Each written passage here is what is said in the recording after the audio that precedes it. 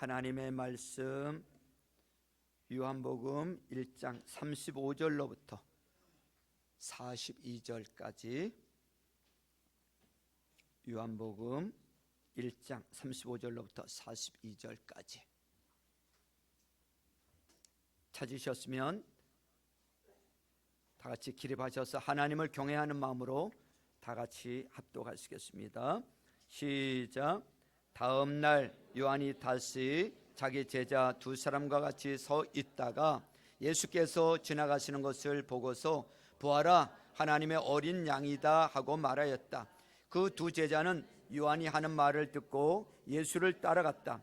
예수께서 돌아서서 그들이 따라오는 것을 보시고 물으셨다. 너희는 무엇을 찾고 있느냐? 그들은 랍비님, 어디에 묵고 계십니까? 하고 말하였다. 랍비는 선생님이라는 말이다. 예수께서 그들에게 대답하셨다. 와서 보아라. 그들이 따라가서 예수께서 묵고 계시는 곳을 보고 그날을 그와 함께 지냈다. 때는 오후 4시쯤이었다. 요한의 말을 듣고 예수를 따라간 두 사람 가운데 한 사람은 시몬 베드로와 형제가 아닌 안드레였다. 이 사람은 먼저 자기 형 시몬을 만나서 말했다. 우리가 메시아를 만났소. 메시아는 그리스도라는 말이다. 그런 다음에 시몬을 예수께로 데리고 왔다. 예수께서 그를 보시고 말씀하셨다. 너는 요한의 아들 시몬이로구나. 앞으로는 너를 게바라고 부르겠다. 게바는 베드로 곧 바위라는 말이다. 아멘. 자, 하나님의 자녀들이 일어서셨는데 축복을 빌어주면 정말 내린다는 것을 믿으시고요. 우리 앞뒤 좌우분들에게 5분 이상 하늘복 빌어주시길 바랍니다. 하늘복 많이 받으세요. 하늘복 많이 받으세요. 하늘복 많이 받으세요. 하늘복 많이 받으세요. 예, 하늘복 많이 받으세요. 자, 오늘 부를 찬양은 가서 제자 삼으라는 이 찬양입니다. 제가 그 청년부 시절에 참 이 찬양을 많이 불렀어요. 가서 제자 삼으라고. 제자 훈련을 받으면서 이 찬양 부르고, 수련회 가서 이 찬양 부르고, 강가에 수련회 가서, 바닷가에 수련회 가서, 갈릴리 호수 가에서 이르면서 얼마나 찬양을 하면서 은혜 받고 우리 제자가 되자고, 우리 제자 만들자고 그랬던 적이 벌써 수십 년 전인데, 오늘 이 요한복음을 보면서 그렇습니다. 내가 제자가 돼야 되고 제자를 만들어야 됩니다. 그게 우리 할 일입니다. 이 찬양을 부르면서 같은 은혜를 받고 내가 제자가 되기를 위해서, 또 제자를 만들기 위해서 우리 같은 뜻을 가지고 이 찬양을 같이 부르도록 하겠습니다.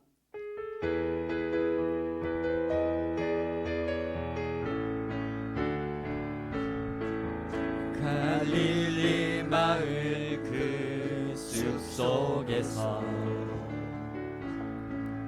주님 그 11 제자 다시 만나시사 마지막 그들에게 말씀하시기를 너희들은 가라 저 세상으로. 가서 뭐 하라고요? 제자 삼으라. 가서 제자 삼으라. 세상 많은 사람들은 세상 모든 영혼이 내게 달려나니 가서 제자 삼으라. 나의 길을 가르치라. 내가 너희와 항상 함께하리라. 갈릴리 마을 그 숲속에서, 갈릴리 마을 그 사랑의 동산교회에서 주님 그 11 제자 다시 만나시사. 주님 그 11 제자 다시 만나시사 뭐라고 당부하셨는가 하면 마지막 그들에게 말씀하시기를 너희들은 가라 저 세상으로. 가서 제자 삼으라. 가서 제자 삼으라. 평생 많은 사람들을, 평생 모든 영혼이 내게 내게 달렸나니 달렸나니 가서 제자 삼으라. 가서 제자 삼으라 나의 길을 가르치라 내가 너희와 항상 함께하리라 가서 제자 삼으라 가서 제자 삼으라 평생 모든 사람들을 많은 사람들 평생 모든 영혼이 평생 모든 영혼이 내게 달려나니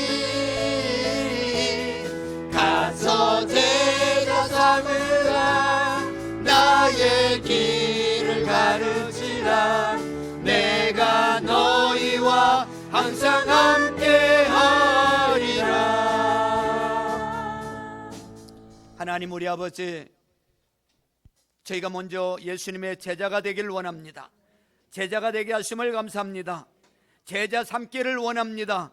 세상 끝날까지 항상 함께 하시겠다고 약속하셨사오니 하나님 우리 주변에 하나님 아버지 이 안중을 비롯해서 이 평택 지역에 예수의 우리 사랑의 동산교회를 통해서 예수의 제자가 많아지도록 축복하여 주옵소서. 오늘도 말씀을 통해서 은혜 받기를 원합니다. 깨닫는 은혜를 허락하여 주시고 하나님의 부르심에 응하는 우리 모두가 되도록 역사해 주옵소서. 예수님의 이름으로 기도하옵나이다. 아멘.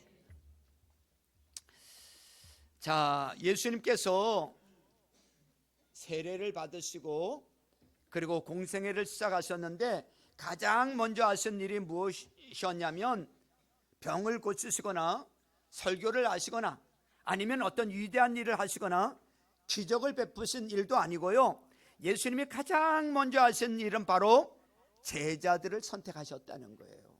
제자들을. 오늘 35절부터 그 다음 주에 볼 51절까지 보면 5명의 제자를 선택하는 말씀이 나오는데 너무 길기 때문에 오늘은 42절까지 해서 3명의 제자를 부르는 이 내용을 좀 살펴보면서 은혜를 받고자 합니다. 여러분, 여기서 여러분이 느끼는 것이 말씀을 이렇게 보면서 배우는 것이 무엇입니까? 그것은 예수님의 사역, 예수님이 사역 일보다 사람을 중히 여겼다는 것입니다. 뭘 중히 여겼다? 사람을. 대부분의 많은 사람들은 일이 먼저 보이고 일을 먼저 합니다. 사업도 먼저 하지요. 사람 안 키우고 사업을 합니다. 사업이 잘 돼요. 자기가 원하는 대로 모든 일들이 잘 진행됐습니다. 그러면 어떤 딜레마에 빠지게 되는가 하면 사람 키우지 않는 딜레마에 빠지게 됩니다. 일은 다 됐고 일은 많은데 일을 감당할 만한 사람, 일을 맡길 만한 사람이 없다는 게 문제예요. 내가 믿었던 사람에게 배신을 당하고 그리고 내 회사의 기밀을 가지고 도망을 가고 그리고 나와 이제 경쟁을 하게 되고 오히려 나의 적이 되는 그런 경험들을 우리가 이 세상에서도 많이 보게 되잖아요. 믿었던 사람에게 배신을 겪는 일들을 우리가 얼마나 많이 겪습니까?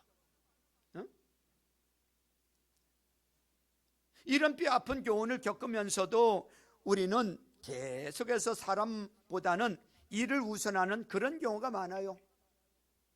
예수님께서도 그렇게 하실 일이 많이 있지만 그가 세례를 받으시고 공생애를 시작하시면서 공생애 3년 하시면서 그가 가장 먼저 하신 일이 뭐냐면 일을 벌리시는 것도 아니고 그가 가장 먼저 하신 일은 사람을 택하시고 훈련시키시고 그 사람을 준비하는 일을 먼저 하셨다는 사실에 오늘 우리가 배워야 할 영적 교훈이 있고 또 우리가 배워야 할 은혜가 거기에 있다는 것입니다.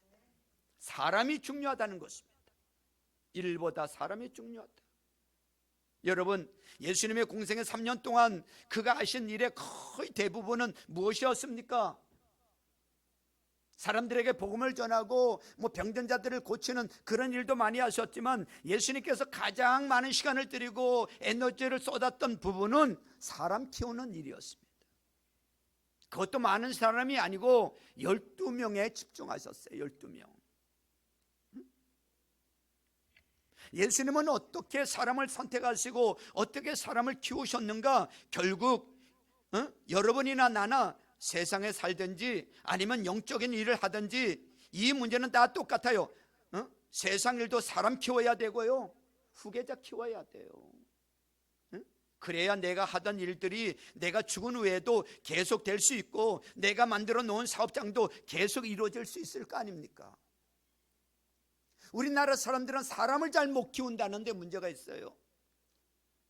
당대에 끝나버리는 경우가 많아요. 일본만 하더라도 구멍가게만 한 이런 사업장이라도 몇 대를 이어서 그것을 대를 이어갑니다. 사람을 키우고 후계자를 키우고. 결국 사람이에요. 사람 키우는 거예요.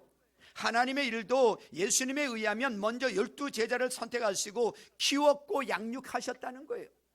예수님이 사실은 수만 명 목회하시려면 못 하셨겠어요? 사람 끌어 모으시려면 못 끌어 모으셨겠어요? 근데 예수님이 원하시는 목회는 그런 게 아니었어요. 사람 끌어 모으는 게 목적이 아니었고, 예수님 제자 키우는, 그것도 많은 제자를 키우는 것도 아니고 12명 키우는데 온전히 에너지를 다 쏟으셨어요. 12명 키우는데. 어떻게 보면 예수님 목회가 12명이라고, 여기 인원보다 적은 12명의 예수님 목회를 하셨다고. 세상으로 볼 때는 실패한 거 보여지지만 절대 실패한 것이 아니고, 그 12명을 통해서 세계가 복음화가 되어지잖아요. 그러면 그 제자들이 처음부터 완벽했느냐? 아니라는 것이죠. 예수님이 죽을 때까지 실수 연발이었어요. 부족한 인간들을, 연약한 인간들을 택하셔서 그들이 문제를 만들고 실수를 하고 속을 썩이는 거를 다 겪으면서 죽을 때까지 그들을 예수님이 양육하고 키웠다는 것입니다. 여기에 은혜가 있잖아요. 예수님의 제자 선택의 원리는 무엇인가 하면 소수정예라는 거예요. 소수정예. 예수님은 많은 사람 택하지 않으셨어요. 오늘은 먼저 몇 사람을 택하는가 하면 오늘 본문에 보면 3사람 택했어요. 오늘 하루에 12명 심사해서 다 합격시키는 게 아니고 한 사람 한 사람 양육하고 선발했다는 거예요. 주님이 원하시는 사람들을 택했어요. 우리들의 실수와 잘못은 대개 어디 있는가 하면 숫자와 양에 예민하다는 거예요. 숫자 노름하고 있어요. 그래서 큰일을 해야 하고 많은 사람이 모여야 안심하고, 그래도 어느 정도 성공했다고 이렇게 생각해요. 사람이 몇만 명 모였다, 몇천 명 모였다, 몇백 명 모였다, 그래도 성공했네, 이렇게 생각을 합니다. 그 숫자가 적다든지 또 양쪽으로 보면 별 볼 일 없는 것처럼 보여질 때는 굉장히 열심히 했음에도 위축이 되고 부끄럽게 여기고 실패했다고 생각하는 경향성이 있잖아요. 성경에 보면 우리 주님은 몇 명을 목회해야 성공했고 그렇지 않으면 실패했다고 말씀하신 적, 숫자 노름한 숫자에 대해서 얘기하신 적이 한 번도 없으세요. 한 번도.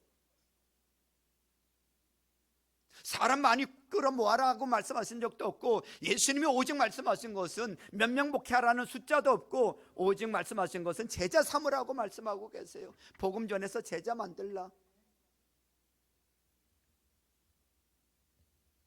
오늘 이 말씀을 통해서 먼저 우리가 배우는 것은 일보다 사람이 중요하다는 사실을, 그 원리를 우리가 배워야 돼요.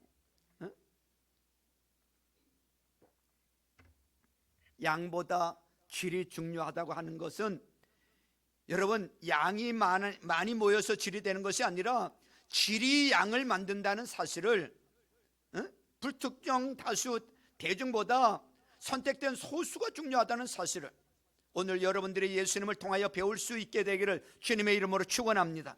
여러분이 하는 것이 옳다면, 내가 하고 있는 이 일이 옳다면, 우리 특별히 목자, 목녀, 목본인들 잘 들으세요. 기억하십시오.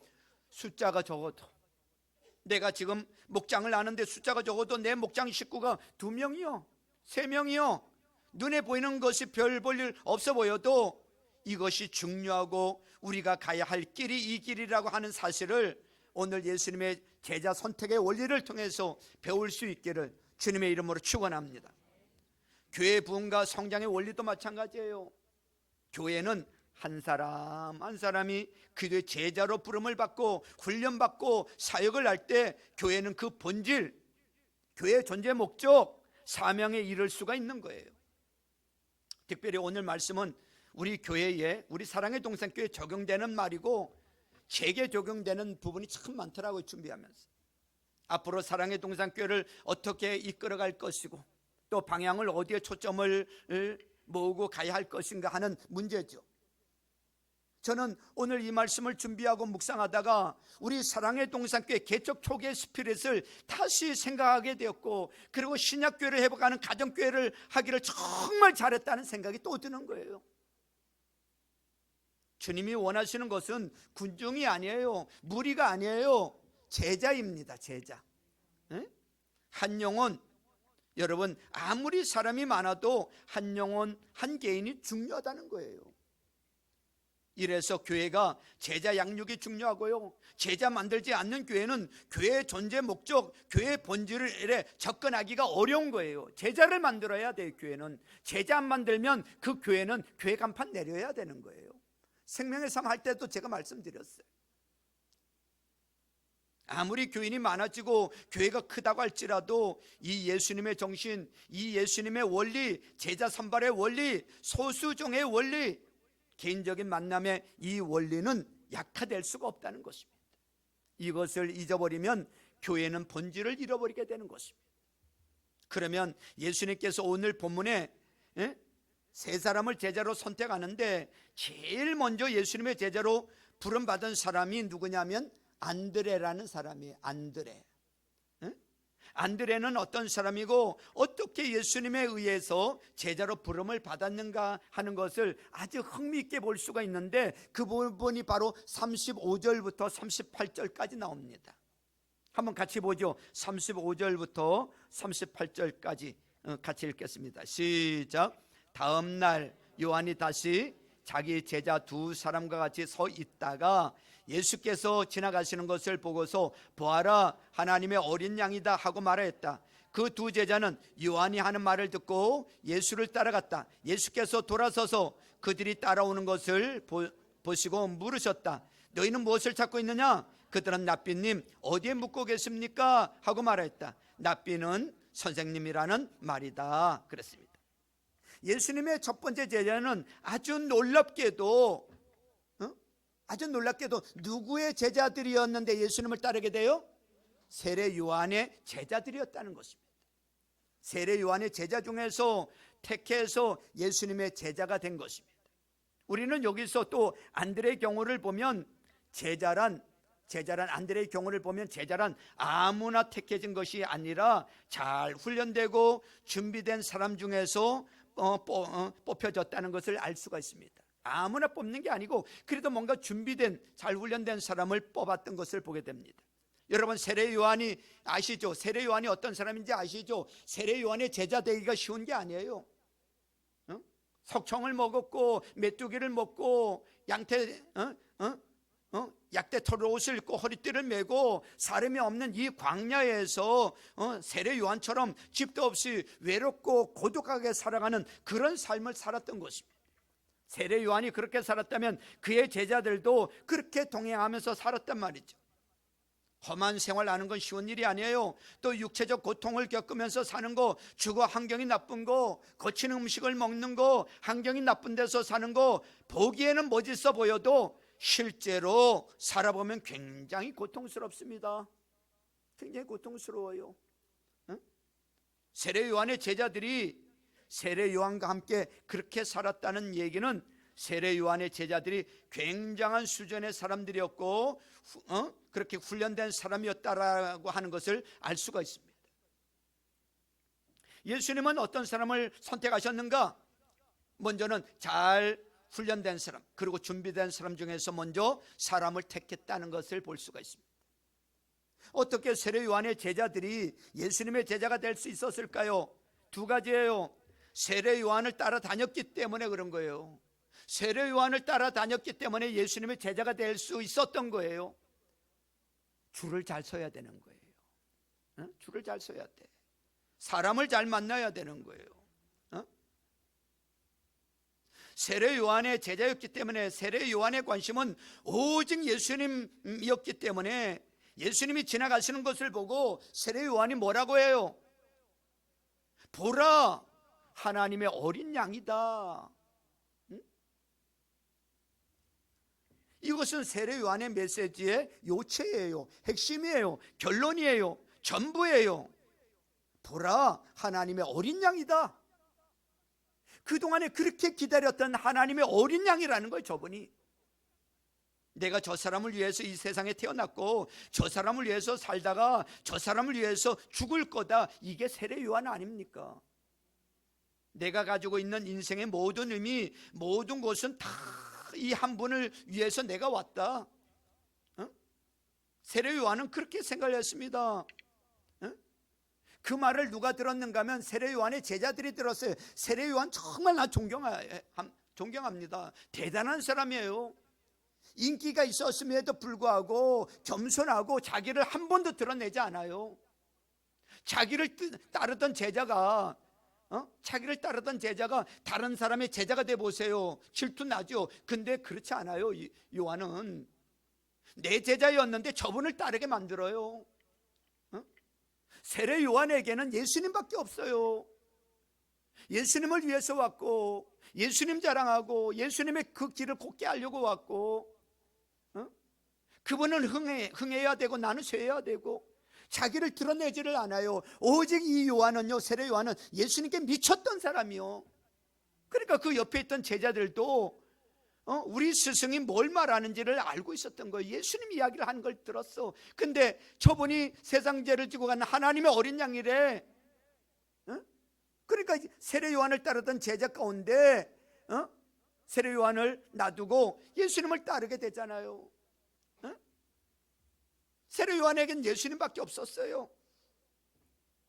우리의 비전, 우리의 목표, 우리 인생의 전체가 예수가 돼야 될 줄로 믿습니다. 우리를 만나는 사람, 우리가 아니라 나를 만나는 사람, 나를 찾아오는 사람, 내가 그들에게 해줄 이야기는 예수 그도인 것입니다. 나의 스승은 예수님만 이야기한다 이거예요. 예수님만 이야기한다 이거예요. 따라서 나는 우리 스승을 보는 것이 아니라 우리 스승이 그렇게 그리워하고 그렇게 삼하고 그렇게 큰 비전을 가지고 그 인생의 목표였던 예수님을 내가 보는 것이다. 제자들이 그렇게 말을 해요. 그게 제자입니다. 내 제자는 없는 거예요. 세례 요한의 제자는 없어요. 김상원 목사의 제자는 없는 거예요. 나를 통해서 예수님을 보게 만들어야 되고 나를 통해서 예수님의 제자가 되게 해야 되는 거예요. 내 제자 만드는 게 아니에요. 예수님의 제자일 뿐인 거예요. 세례 요한의 제자들이 세례 요한을 보면서 배운 것은 예수님이었습니다. 예수. 보라, 세상 죄를 지고 가는 하나님의 어린 양이다. 그들 세례 요한과 같이 서 있다가 여기 35절 끝에 보세요. 제자 두 사람과 같이 서 있다가 이랬어요. 세례 요한과 같이 서 있다가 줄 잘 서야 됩니다. 줄 잘 서야 돼요. 서 있다가 두 번째가 37절에 보세요. 37절에 보니까 요한이 하는 말을 듣고 요한이 뭐라 그랬어요? 보라, 하나님의 어린 양이다. 그 말을 듣고 이 제자들이 뭐 하게 돼요? 세례 요한과 같이 서 있다가 그 말을 듣고 뭐 하게 되었다고요? 예수님을 따라가게 됩니다. 예수님을 따라가요. 35절에 보세요. 35절에 보면 제자 두 사람과 같이 서 있다가 단어가 나와요. 서 있다가. 그리고 세례 요한의 말을 듣고 예수님을 따라가게 되었다는 것입니다. 오늘 우리 교회는 김상호 목사를 통해서 앞에 있는 여러분들의 담임 목사를 통해서 여러분 모두가 예수님을 따라야 될 줄로 믿습니다. 저는 여러분들에게 예수님을 소개하기 위해서 이 자리에 서 있는 거예요. 예수님을 보여주고 예수님을 따르도록 하기 위해서. 여러분들이 정말 목사님을 진짜로 사랑하고 목사님을 정말 나를 정말 봤다면 내가 그렇게 좋아하고 그렇게 사랑하는 예수님을 봐야 되는 거예요. 여러분들이 여러분은 목사님을 통해서 스승을 통해서 예수님의 제자가 되어야 될 줄로 믿습니다. 나도 목사님도 예수님의 제자가 되어야 되고 여러분도 예수님의 제자가 되어야 되고 이것이 세례 요한과 제자들의 관계였단 말이죠. 여러분 건물이나 제도나 사람이나 사상이나 그래서 이 세상에 있는 많은 무슨 운동 아무리 좋은 개혁이니 민주화니 그거 다 헛개비예요. 예수를 봐야 되는 거예요.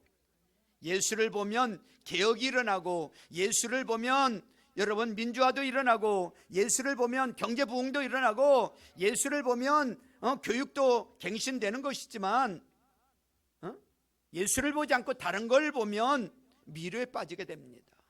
해답이 없어요. 여러분 우리는 누굴 봐야 되는가 하면 예수를 봐야 되는 거예요. 예수. 정신 차리세요. 예수를 봐야 돼요. 아멘이죠? 세례 요한의 제자들이 거기에 서 있다가 세례 요한이 하는 말을 듣고 그들이 그렇게 존경하고 거기 좀 약하게 해주세요. 히타들 다 약하게 해주세요. 세례 요한이 하는 말을 듣고 그들이 그렇게 존경하고 사랑하는 스승을 떠나서 어디로 갑니까? 예수님께로 가잖아요. 예수님 따라가잖아요. 여러분은 사랑의 동산교회를 통해서 여러분들의 담임 목사를 통해서 예수님을 만나시길 바랍니다. 진짜로 예수님 따르는 제자들이 되기를 바랍니다. 그렇게 하셔야 됩니다. 우리 모두 목자들도 마찬가지예요. 여러분 제자 만드는 게 아니고요, 여러분을 통해서 예수님 제자 만들어내는 거예요. 38절에서 자기를 찾아온 세례 요한의 제자를 보고 예수님이 이렇게 질문을 하죠. 그들이 따라오니까 예수님께서 뒤를 돌아보고 성경에는 안 나와 있지만 밝게 웃으면서 예수님이 너희가 무엇을 찾고 있느냐? 그랬더니 세례 요한의 제자들은 이렇게 대답을 합니다. 랍비님 어디에 묻고 계십니까? 이렇게 질문하는 거예요.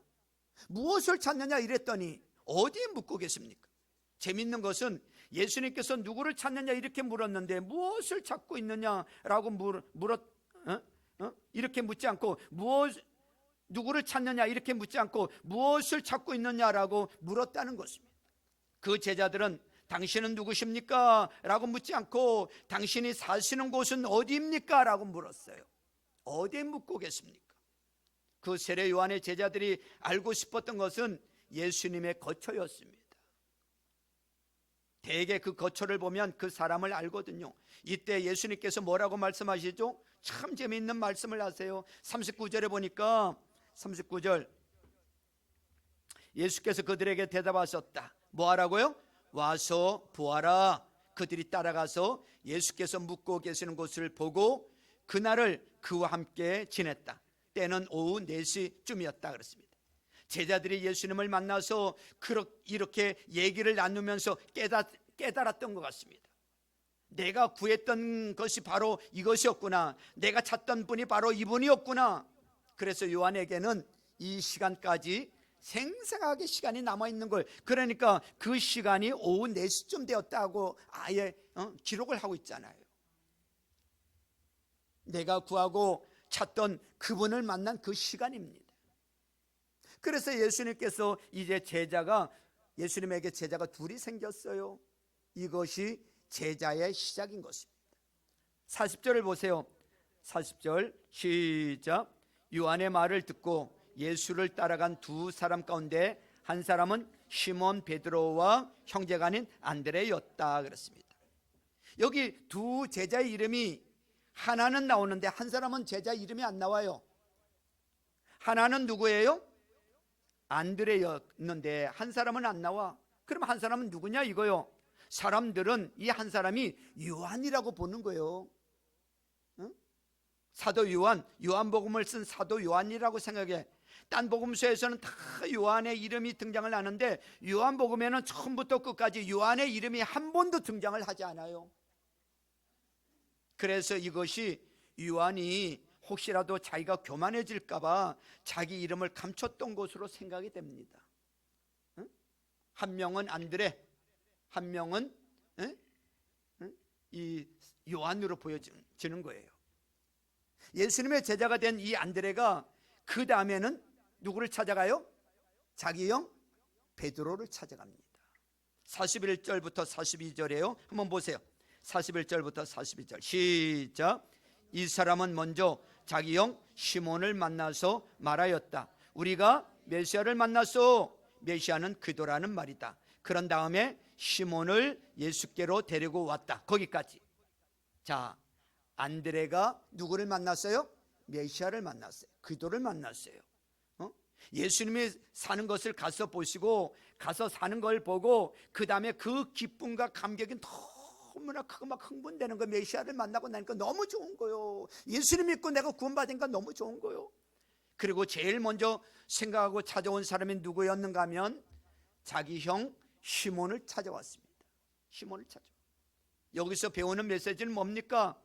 안드레가 메시아를 만나서 예수님을 만나서 말할 수 없는 그 기쁨, 보물을 찾은 것처럼 그 기쁨을 맨 먼저 전해주고 싶었던 대상이 누군가 하면 자기 형이었습니다.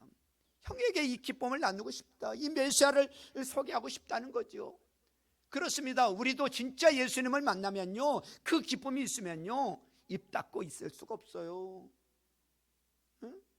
내가 만난 예수님을 남편이든 전하고 주고 싶다고. 여러분, 여기서 배우는 교훈이 뭐예요? 가족 전도의 중요성이에요. 가족 전도. 형이 예수를 믿고 구원받고 하나님의 사람이 될 수 있으면 얼마나 좋을까? 내 동생이 예수 믿고 구원받고 천국 비밀을 알고 그 구원의 감격을 깨달을 수 있다면 얼마나 좋을까? 동생이 저렇게 방황하지 않을 텐데, 내 남편이, 내 사랑하는 아내가, 내 부모님이, 내 장모님이, 나의 시댁이, 나의 처남이 이 예수를 만나서 알면 저 사람이 큰 일을 할 텐데, 저 젊음, 저 실력, 저 돈 다 지금 다른 데로 낭비하고 있는데 예수님에게 사용될 수 있다면 얼마나 좋을까? 이런 생각을 하게 되잖아요. 안드레가 그런 생각을 한 거예요.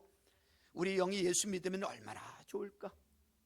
사돈이 같이 예수 믿고 형제가 같이 예수 믿고, 그래서 하나님의 일을 가족끼리 같이 하고, 형도 하고 동생도 하고 삼촌도 하고 아우도 하고 누님도 하고 이렇게 전부 하는 게 그 얼마나 좋습니까? 가족들이 같이 하면 얼마나 좋아요. 신앙생활 같이 하면 얼마나 좋으냐 이거. 내 아들이 목사가 되면 얼마나 좋겠어요. 안 한다 그랬잖아요. 내 딸이 주님의 복음 사역자가 되면 얼마나 좋겠어요. 예, 이 가족이 하나님의 일을 같이 하는 거예요. 이게 안드레에게 있었던 거예요. 안드레에게. 나는 여러분의 가족들 중에서, 여러분의 자녀든 여러분 가족 중에서 위대한 하나님의 일꾼들이 나타나기를 주님의 이름으로 축원합니다. 축원합니다. 근데 안드레가 형 베드로에게 전도를 했는데 여기서 또 하나 우리가 건질 게 있어요. 뭐냐면 안드레보다 베드로가 더 큰 인물이 된다는 것입니다. 여러분, 내가 큰 그릇이 아닌 것 때문에 고민하지 마세요. 큰 그릇을 데리고 오면 돼요. 아니면 우리 자녀들을 큰 그릇으로 만들어가면 돼요. 할렐루야. 안드레가 데려온 사람이 바로 베드로란 말이죠. 근데 안드레는 그 형에 대해서, 형이 나중에 더 잘 나가잖아요. 더 귀하게 쓰임 받잖아요. 질투가 나죠. 내가 전도했는데 형이 질투했죠. 질투한 적이 없어요. 질투한 적이 없어요. 너무 좋은 거예요. 우리 형이 그렇게 쓰임 받는 것에 대해서. 42절 중간부터 보세요. 42절 중간부터 예수께서, 시작. 예수께서 그를 보시고 말씀하셨다. 너는 요한의 아들 시몬이로구나. 앞으로 너를 게바라고 부르겠다. 게바는 베드로 곧 바이라는 말이다 그랬습니다. 자, 몇 번째 제자를 얻게 됐어요? 세 번째 제자를 얻은 거예요. 이것이 베드로입니다. 베드로의 뜻이 뭐냐? 바이다 이거예요. 예수님께서 시몬이라는 사람을 데리고 오니까 딱 보면서 넌 이제부터 시몬이라 하지 말고 시몬이라는 것은 갈대라는 거, 이랬다 저랬다, 갈대였는데 이제는 시몬이라 하지 말고 게바라 해라. 게바의 뜻이 뭐라고요? 베드로다, 바위다, 반석이다, 암석이다 너는. 할렐루야. 그런데 그 별명을 붙여도 이게 좀 비슷해야 되는데 사실 베드로는 그랬던 사람이 아니에요. 베드로 여러분들 아시죠? 아주 정서적으로 불안정했던 사람이요, 충동적이고 감성적이고 결심도 쉽게 하지만 결심도 잊어버리기도 쉽게 하고 아주 안정성이 없는 사람이었어. 그런데 예수님께서 이 사람을 보시고 너는 암석이다, 너는 바위다. 예수님이 살아있는 동안은 속썩이었어. 근데 예수님이 죽으시고 부활하시고 승천하시고 나서 성령 받고 나서는 여러분 반석이 됐어요. 여러분 왜 그랬을까요? 우리 주님께서 언제든지 내가 지금 어디에 있느냐 하는 것을 보시지 아니하고, 이게 중요한 거예요. 장차 어디에 갈 것인가 하는 것을 보시는 거예요. 주님께서는 지금 내가 어떤 사람인가 하는 것을 보시지 아니하시고 주님은 뭘 보시는가 하면 이 사람이 어떤 사람이 될 수 있느냐 하는 것을 보시는 거예요.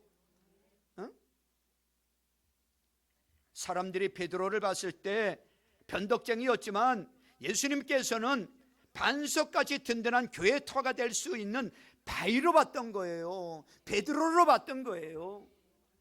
할렐루야. 여러분 주님께서 시몬을 보시고 변덕쟁이 시몬이지만 지금은 의지가 약한 사람, 약한 시몬이지만 너는 게바라, 너는 베드로라, 너는 반석이 될 것이다. 이것은 예수님의 자신을 표시하십니다. 예수님이 보시기에 이 시몬이 자기가 스스로 반석 같은 사람이 될 것이라는 능력이 있어 보여서 그런 것이 아니에요. 예수님은 당신의 능력에 자신이 있으신 분이세요.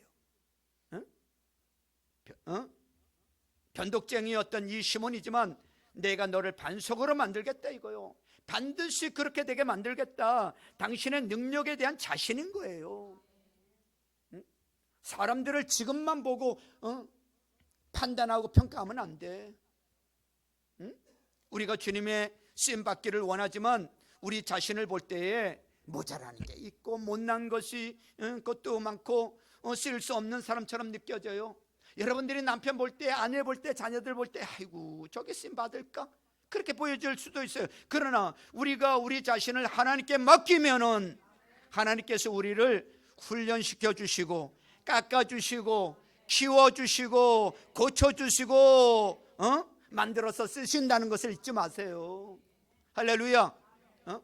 주님께 맡기시기를 바랍니다. 그래서 예수님께서 사람을 보실 때 지금 어떤 사람인가를 보지 아니하시고 이 사람이 어떤 사람이 될 것인가를 보고 키우는 거야. 지금 어떤 사람인가를 보지 않아요. 앞으로 어떤 사람이 될 수 있는가를 보고 키우는 거야. 목장에서도 마찬가지예요. 신앙생활 하지 얼마 안 된 사람, 이 사람은 목자기가 어려워. 아니야. 그런 사람 가운데 마음의 반만 좋고 성실하면요, 신앙생활 오래 한 사람보다 그 사람이 더 목자로서 잘 할 사람들이 얼마든지 있다고요. 그걸 봐야 되는 거예요. 제가 교회를 간 지 3개월밖에 안 됐었다니까. 3개월밖에 안 됐는데 저보고 청년회장을 하래. 청년회장 세워야 됩니까? 3개월밖에 안 됐는데. 소주 먹고 있었는데. 응? 세례도 안 받았어요. 학습 세례도 안 받았다고. 아니 저기 사도신경 주기도문도 다 못 외우고 아주 기도도 할 줄 모르고 그러는데 청년회장을 하래. 나보고. 청년들이 없었던 게 아니에요. 청년들이 많았어요. 많은데 저보고 청년회장을 하래. 목사님이. 지난번에 오셨길래 제가 물어봤어요. 왜 저를 청년회장을 시켰냐고. 그때 죽을 맛이었다고. 아니 교회 온 지 3개월밖에 안 됐는데 청년회장 시키는 얼마나 부담됐겠어요. 얼마나 부담. 도망가려고 그랬었다고요. 근데 그 목사님 기억도 못하고 아이고 그래도 목사님이 본 눈이 있었네. 그래도 할만하니까 내가 시킨 거였어. 교회 온 지 3개월밖에 안 됐지만 목사님 눈에는 이놈 시켜도 될 만하겠다고 생각이 드니까 시켰던 거요. 할렐루야. 그렇습니다. 형제자매 여러분, 우리도 사람을 볼 때에는 지금 어떤 사람이냐를 보지 말고 어떤 사람이 될 수 있느냐를 봐야 되는 거예요. 아멘이죠? 여러분들 자녀를 위해서 기도하실 때도 추상적으로 기도하지 마세요. 지금 공부도 안 하고 속썩이고 스마트폰만 보고 있지만은 하나님 손에 잡혔을 때 아름다운 인물이 될 거다. 하나님 고쳐서 쓰실 것이다. 하나님은 변화시켜 주실 수 있는 분이시니까 이 변화된 자녀의 모습을 보면서 여러분들 기도하셔야 되는 거예요. 이미 변한 사람처럼 야 너는 훌륭한 사람이 될 거야. 엄마는 믿어. 그렇게 하면서 기도하는 거예요. 아멘이죠? 남편을 위해서 기도하실 때도 마찬가지요. 지금의 남편의 모습을 보면서 자꾸만 부정적으로 생각하고 그렇게 생각하고 기도하지 마시고 우리 남편이 어떤 사람이 될 수 있을까? 이 소원을 하나님께서 나에게 심어주시기를 위해서 기도하시고, 지금 남편은 교회 가는 것도 싫어하고 하나님께 관심도 없는 사람이지만 소주만 좋아하고 언젠가는 주님께서 역사하시면은 남편이 예수님을 영접할 뿐만 아니라 주님께 크게 쓰임받는 사람이 될 수 있을 것이다. 이런 확신을 하나님께서 심어주시고 꿈을 심어주시면 이 꿈을 놓고 기도하시기를 바랍니다. 맨날 피곤하다고 하고 잠잘 때 코나 골고 이런 남편의 모습, 부인의 모습, 이거 갖고 기도하지 마시고 하나님께서 나를 잡아주셨을 때, 우리 아내를 잡아주셨을 때 이렇게 아름다움으로 만들어 주실 것을 믿고 기도하는 거예요. 믿고. 하나님께서 우리를 볼 때 내가 지금 어떤 사람인가를 보시지 아니하시고 어떤 사람이 될 것인가 하는 것을 보시기 때문에 우리도 사람을 볼 때는 지금 있는 모습으로 보지 말고 앞으로 될 수 있는 모습을 봐야 될 줄로 믿습니다. 바로 예수님은 시몬을 보면서 그거를 보고 택했던 거예요. 지금 갈대를 보고 택한 게 아니고 넌 베드로다 이거야 앞으로. 사랑하는 형제자매 여러분, 오늘 정리하면서 예수님의 제자가 선발의 원리를 다시 보십시오. 예수님은 그 사람의 현재를 보지 않고 미래를 보았다. 나를 따라오너라. 내가 너희로 사람을 낚는 어부가 되게 할 것이다. 너 인생은 변할 것이다. 내가 나를 따라오기만 하면, 내가 나의 제자가 되기만 하면 너 인생은 변할 것이다. 너는 내 자신이 상상하지 못했던 삶을 살게 될 것이다. 축복의 삶을 살게 될 것이다. 민족을 변화시키는 사람이 될 것이다. 세상을 변화시키는 삶이 내게 있다. 내 안에 있다. 왜 너는 내 자신을 감옥에 만들어 놨느냐? 왜 너는 내 자신이 쓸모없는 사람이라고 막느냐? 왜 너는 내 자신을 자포자기하고 있느냐? 내 자신을 왜 죽였느냐? 나는 이런 사람밖에 안 돼. 왜 자꾸 그러느냐 이거요. 예수님의 관점에 너는 시몬이 아니다 이거요. 너는 이제 베드로다 이거요. 그리고 내 이름 위에 교회는 세워질 것이다. 할렐루야. 사랑하는 형제자매 여러분, 나이가 늙었기 때문에 고민하는 사람이 없게 되기를 축원합니다. 나이는 이제 나이 들어서 못해. 아니에요. 아브라함 보세요. 몇 세에 부름을 받았어요? 75세부터 부름을 받아서 시작했다니까. 걱정하지 마세요. 나이 드신 분도. 부름은 나이가 아니에요. 여러분, 건강도 아닙니다. 나 같은 건강을 가지고 무슨 일을 해? 그런 소리 하지 마세요. 건강이 일하는 게 아니에요. 나이가 일하는 게 아니에요. 돈 없다고 주눅 들지 마세요. 돈 없는데 무슨 일을 할 거냐? 아니에요. 돈이 일하는 게 아니에요. 믿음이 일하는 줄로 믿습니다. 비전이 일하는 줄로 믿습니다. 돈은 하나님께 다 있어. 걱정하지 마. 능력은 하나님께 있어. 하나님은 나의 미래를 보고 계시는 줄로 믿습니다. 나의 잠재력을 보고 계시는 줄로 믿습니다. 내가 변할 것을 하나님이 보고 계세요. 아멘이죠. 우리 여기 있는 우리 학생들 또 청년들 가운데 내가 하나님의 부름을 받아서 제자가 되고, 아, 내가 목사님이 좀 돼야 되겠다, 이런 사람이 좀 나와야 돼. 목사님이 언제까지 하겠어? 나중에 허리 꼬부러지고 이 빠지고 그러면 되겠어? 빨리 여러분들 가운데 잘 신학 공부하고 이어받아서 이 사역을 해야지. 아멘이죠? 아멘도 잘 안 하네. 여러분, 정말 오늘 예수님께서 새 제자를 부르는 장면을 살펴보면서 여러분, 우리도 제자가 돼야 돼. 네? 아멘이죠? 구경꾼 또 군중이 되려고 하지 마시고요. 나 같은 사람이 아니야. 하나님은 얼마든지 여러분 주님의 제자로 따르고자 하는 이 마음만 있으면, 여러분 순종하고 따르시기만 하면, 부르심에 따르시기만 하면 하나님은 건강도 주시고 능력도 주시고 지혜도 주시고 물질도 주시는 줄로 믿습니다. 그런 꿈과 그런 가치관과 그런 세계관을 가지고 우리 달려갈 수 있기를 주님의 이름으로 축원합니다. 예수님이 오늘 말씀하고 계세요. 저와 여러분에게 나를 따라오너라고. 나를 따르라. 내가 너희로 사람을 낚는 어부가 되게 해주겠다. 아멘이죠? 기도하겠습니다.